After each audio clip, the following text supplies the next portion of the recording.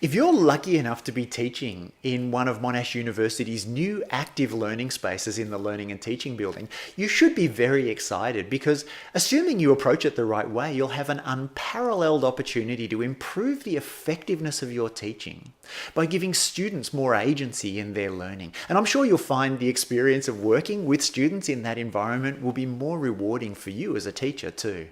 Hi, I'm Andrew Douch. Teaching from behind a lectern is a very safe thing to do. Really, for that hour, the room is yours to command and there aren't going to be any surprises, are there? But if you step out from behind the lectern into an active learning space, you won't have the same level of control. At any moment, a student could ask a question that puts you on the back foot. So for that reason, teaching effectively in an active learning environment requires a teacher to have an even greater depth of subject expertise and also a greater willingness to be authentic with students. You know, for me to stand behind a lectern is a safe space for me because it gives me a sense of authority, a sense of command of the room. But for me to really, I think for a lot of educators, we have to take the risk. We have to take the risk to come out from behind the lectern. Yeah, I think not being afraid of making mistakes is really important. Troubleshooting is a very authentic way to show students how you come to grips with making a mistake. And it also gives students agency to know what to do when they get stuck or to know what to do when they don't know what to do. Which may not necessarily go the way that you've structured your lesson plan. So you may have 3 or 4 key points that you want to deliver in a seminar setting, but you find that students become really engaged in 1 or 2 points. And so you let that conversation develop organically with some structure at the end, of course, to try and tie it back. But what I found is that the most learning happens in those informal spaces as much as in the formal learning activities that we set. I thought, without being obnoxious, I thought I was a really good educator before. I always got really high SETGs. I prided myself on some amazing lectures, but as an educator now, I really think back to what I used to do, and I wasn't teaching, and I was just telling. And as an educator now, I have a very different perception of what my job is and what my role in the university should be.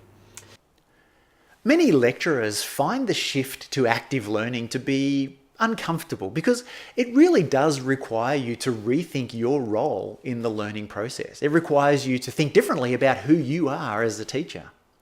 I'm sure that as a lecturer, you enjoy the admiration of your students who look up to you as an example of what it means to be learned in your subject. And stepping out from behind your lectern, out of your comfort zone, into an active learning environment does make you more vulnerable. But in that vulnerability lies the opportunity for you to be the kind of teacher that students look up to not only as an example of what it means to be learned, but also of what it means to be a learner. Active learning is not about lecturing, and the tutors really at first can be quite uncomfortable coming to a room that doesn't have a lectern that they can stand behind and hold on to. Instead, they are there to facilitate the student discussions.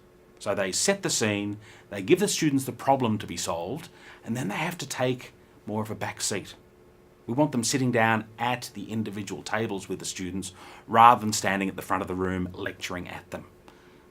I don't think we realised how much we'd be challenged as educators to continuously think outside the box, but also challenged in our own understanding of the content, because for the first time ever, not only were students engaged, but they were asking questions that I'd never heard before, and questions I'd never thought of the answer to myself before, and things that I had, even when having had time to think about the answers, still struggled to come up with why or how. And as an educator, although that's really challenging and a little bit terrifying, it's really exciting because it shows that the students are stepping up to that next level of understanding, and it's something that we haven't been able to do before. There is, of course, still a place for a well-planned, well-delivered university lecture. But in the past, that's been our default teaching method. To effectively teach a new generation of learners, we need to increasingly move our pedagogy toward active learning.